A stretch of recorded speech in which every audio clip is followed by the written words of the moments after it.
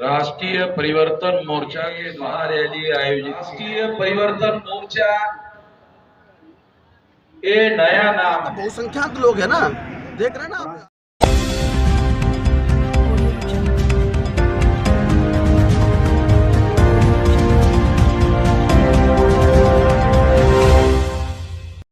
मैं हूं अंकित तिवारी और आज हम जनपद जौनपुर में हैं।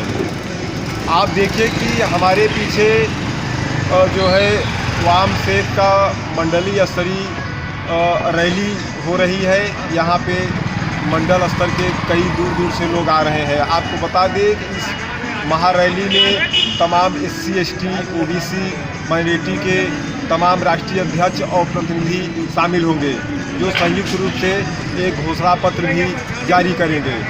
जो परिवर्तन मोर्चा बनाया गया है, इसका नेतृत्व वाम सेक के राष्ट्रीय अध्यक्ष एवान मेश्राम जी कर रहे हैं। वो भारत बहुजन मुक्ति मोर्चा के राष्ट्रीय संयोजक भी हैं। मेश्राम जी EVM और भारत बंद पे भी आंदोलन चला चुके हैं। इन्होंने दलितों पे काफ़ी काम किया है। पेशे से ये लेखक हैं और उनके विचारों को सुनने के लिए दूर दूर से लोग आएंगे।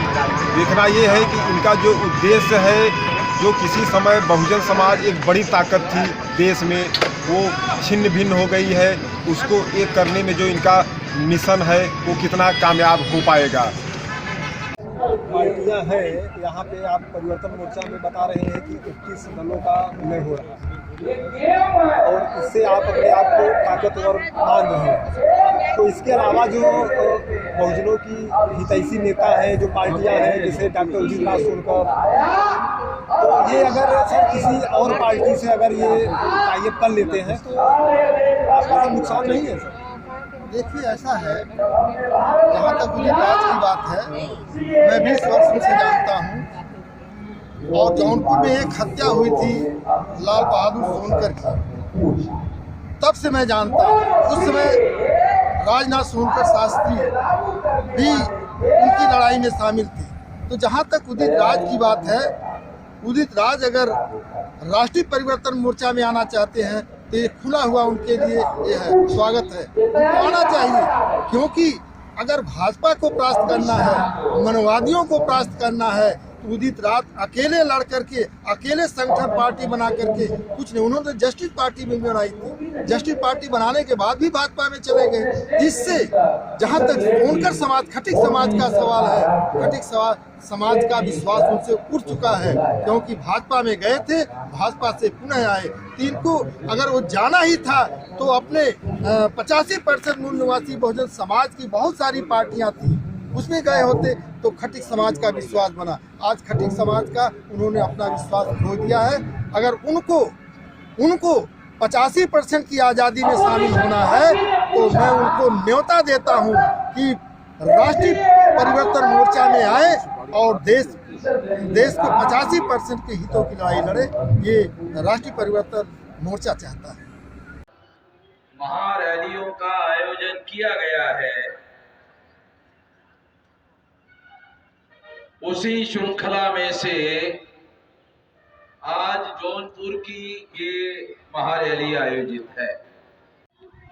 साथियों,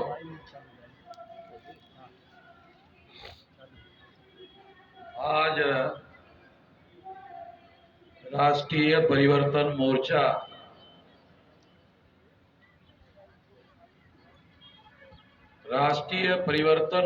के द्वारा आज की ये महारैली आयोजित की गई है जौनपुर में। तो ऐसी 18 रैलियां उत्तर प्रदेश के 18 मंडलों में होने वाली है और 18 मंडलों में जो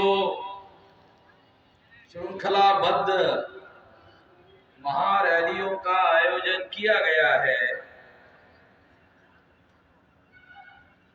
उसी श्रृंखला में से आज जौनपुर की ये महारैली आयोजित है।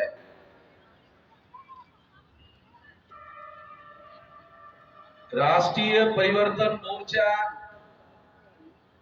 ये नया नाम है और इस नए नाम को थोड़ा समझाना बहुत जरूरी है। जल्दी इसी प्रकार का फंड अगर देना चाहते हैं, सहयोग करना चाहते हैं आंदोलन के लिए, तो वो AK अम्बेडकर जी के पास में अपना नाम साहब के नेतृत्व लिखवा दें। चल रहा है। धन्यवाद सर। आज उनको ये कहना साथियों, पड़ रहा है, भागवत जी को भी अब हमारे कि हम हिंदुओं को मुक्त नहीं होने देंगे। कार्यक्रम के हमारे कैसे आज की जो मुक्त मुख्य देंगे अतिथि आप? है क्या गुलामी से मुक्त नहीं होने देंगे? मानवर जो आपकी गुलामी कर चौधरी विकास पटेल जी, राष्ट्रीय अध्यक्ष राष्ट्रीय पिछड़ा वर्ग मोर्चा नई दिल्ली। मैं उनसे निवेदन करता हूं कि डायस पर आए और अपने विचार को रखे। मानवर चौधरी विकास पटेल जी, राष्ट्रीय अध्यक्ष राष्ट्रीय पिछड़ा वर्ग मोर्चा नई दिल्ली। इतनी ज्यादा संख्या है, क्यों नहीं आ पा रही है? क्या कारण है कि ये ताकत, मैं बार बार वही सवाल कर रहा हूँ कि क्यों कमजोर हो गई? राष्ट्रीय कमजोर परिवर्तन कहाँ है? मोर्चा आपके के सामने है या हजारों हजारों की जो तादाद में आदिवासी लोग मंडल स्तरीय महारैली की अध्यक्षता कर अभी तो रहे नेता केवल एक जाति का नेता का आदरणीय ओवन मेश्राम साहब, यहाँ तो बहुसंख्याक लोग है ना, देख रहे हैं ना आप? राष्ट्रीय आपके परिवर्तन सामने मोर्चा है, में किसी को शामिल घुमाने की तमाम जरूरत नहीं है। हजारों की संख्या में लोग पार्टियों हैं, के प्रतिनिधि तमाम एवं वंचित समूह के वक्तागण, लोग, SC ST OBC माइनॉरिटी कार्यक्रम में उपस्थित तमाम संगठनों के सम्मानित वक्तागण इकट्ठा करने का काम कर रहे हैं। सब में और पूरे मंडल से कोने कोने से आए हुए मूल निवासी साथियों, ताकत भाइयों बन रही है, दिन ब बहनों। दिन बढ़ रही है ताकत जो है। साथियों, 2022 का चुनाव नजदीक है क्या मुद्दे रहेंगे सर? सबसे पहला और मुद्दा तमाम रहेगा, प्रकार की सभाएं आप लोग देख रहे हैं। तमाम प्रकार की सभाएं लगातार हो रही दूसरे हैं। नंबर का मुद्दा होगा तमाम राजनीतिक दल भी अपनी अपनी सभाएं कर रहे हैं। आरक्षण मिलना चाहिए।